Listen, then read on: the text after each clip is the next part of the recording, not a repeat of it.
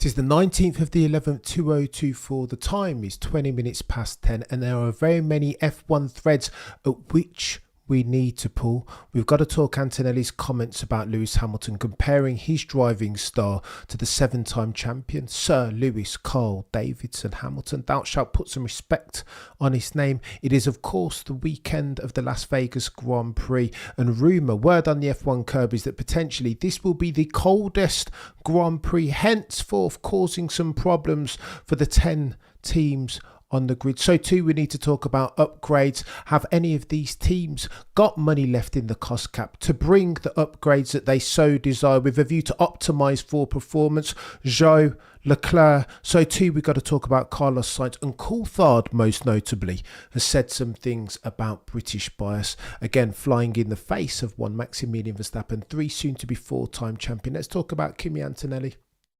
Now, I read these articles under the broad umbrella term of Maximilian Verstappen. I've been reading this book, Unstoppable. Lest we forget, in 2015, in free practice, Maximilian Verstappen, 10 years old as near as makes no difference, put down a red flag that he would be at some point in the very near future one of the best drivers that we've ever seen, getting within 2/10 of Sir Lewis Hamilton in his maiden year, in no less than a Toro Rosso. Mark Hughes says of that instance that the way that you judge brand new drivers is not by their average but by their peaks, how quick they are when they're at their best. Now, this parlays, of course, into Franco Colapinto et al., but so too Kimi Antonelli. I read that under the umbrella heading, of course, of the Italian Grand Prix, when Kimi Antonelli yeeted it round Parabolica trying to go purple. The reason for that, of course, becomes clear. He wanted to put a line in the sand, saying, of course, that he was worthy, capable even of being one of the greats by virtue of his pace. You'll remember going through Parabolica, going through Barrialde, Ascari, chicane, that he had pace, did he not?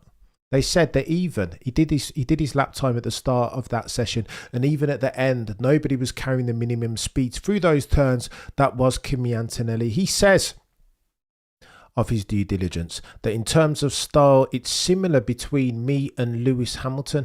I was in Singapore, I was listening to him talk to the engineers, and I learned a lot.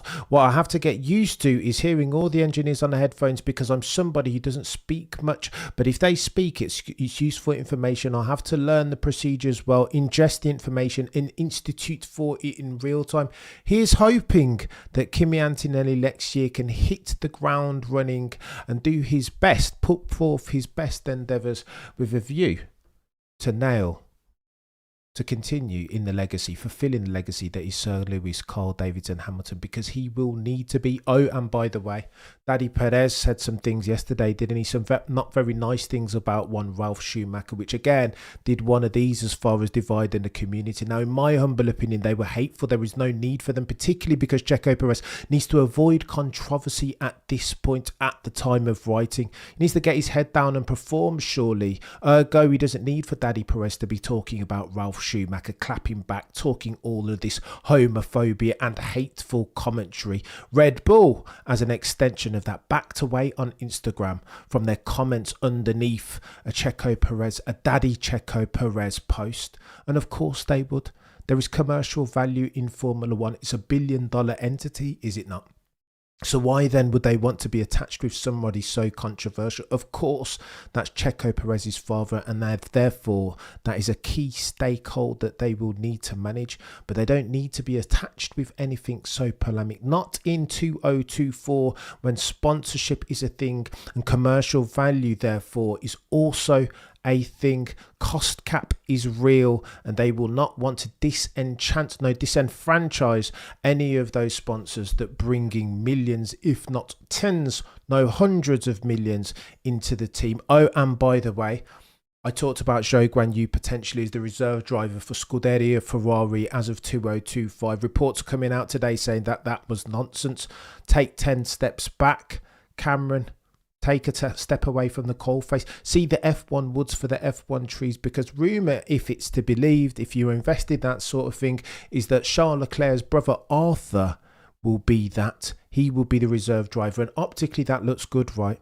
You almost want to have both the brothers under one banner in the hope that one day Arthur can find himself succeeding one Sir Lewis, Carl Davidson, Hamilton. The optics are too good, and Scuderia Ferrari are looking to build themselves a luxury brand, no longer consider themselves a sports car manufacturer. Oh, and by the way, Las Vegas Grand Prix this weekend, rumoured to be potentially the coldest F1 Grand Prix on record. That will pose the 10 teams on the grid problems then, though.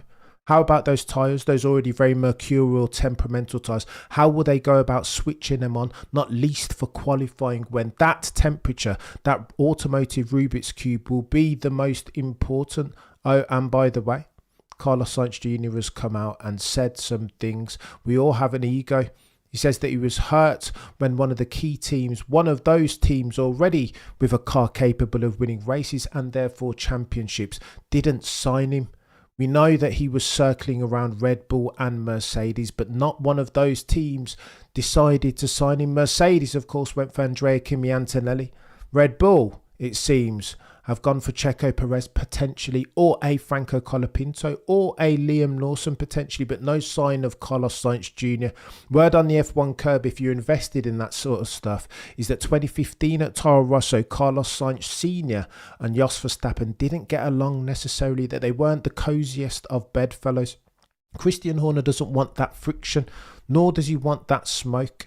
Again, PA allegation gate not long in the rearview mirror. Why would he do that? Well, naysayers will say, contrarians will say, Carlos Sainz is a brilliant driver, and if indeed meritocracy is a thing, then Christian Horner needs to be exploring that, not just then but now in real time, because Carlos Sainz has himself in his contract a clause saying that if indeed an opportunity were to come up at Mercedes or at Red Bull, then he can null and void his contract in real time without ever driving a lap in a Williams car. Rejoice is what the F1 community are doing at that news, because we don't want to see Carlos Sainz Jr., as good as that chap is, in a Williams.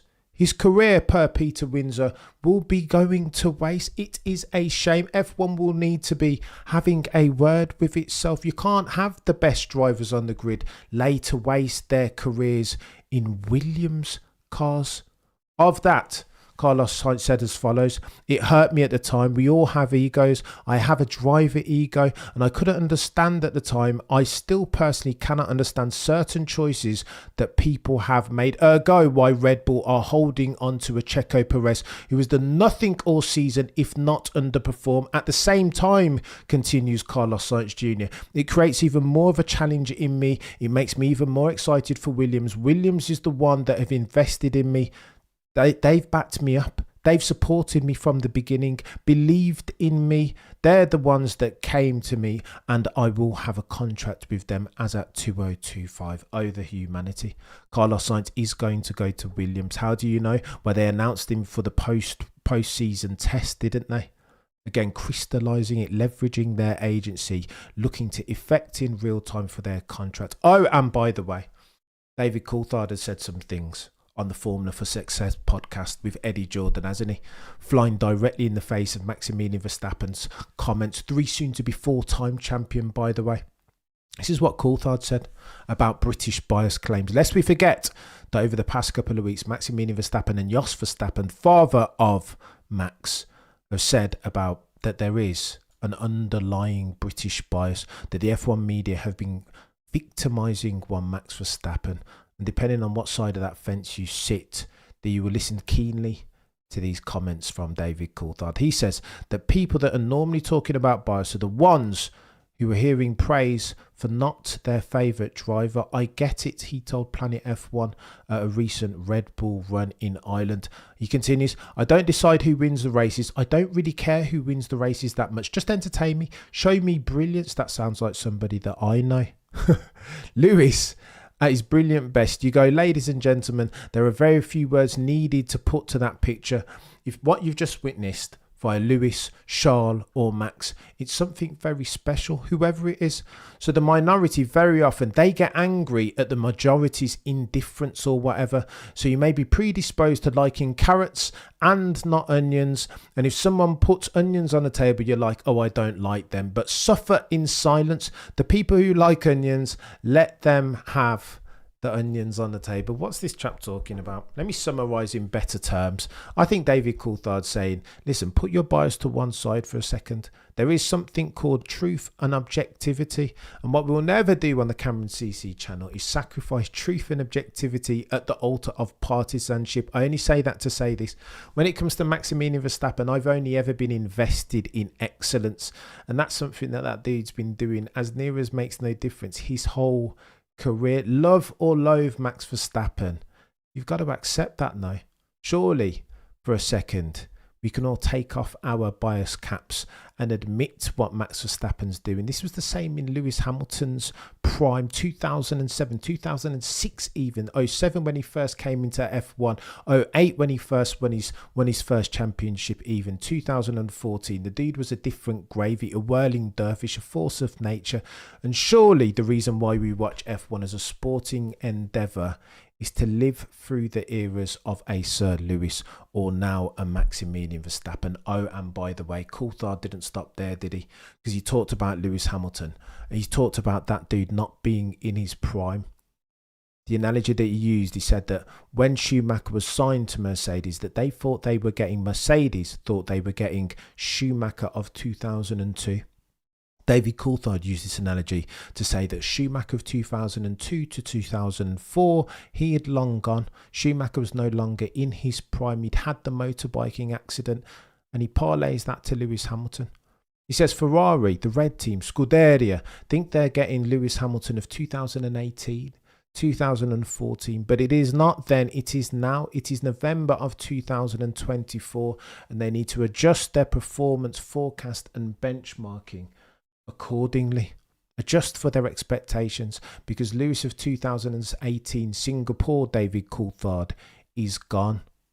He says that there are parallels, a dotted line even, between Lewis of now and Michael Schumacher going into Mercedes, ergo that Lewis is no longer in his prime, to which of course Lewis Hamilton diehards around the world will react with anger.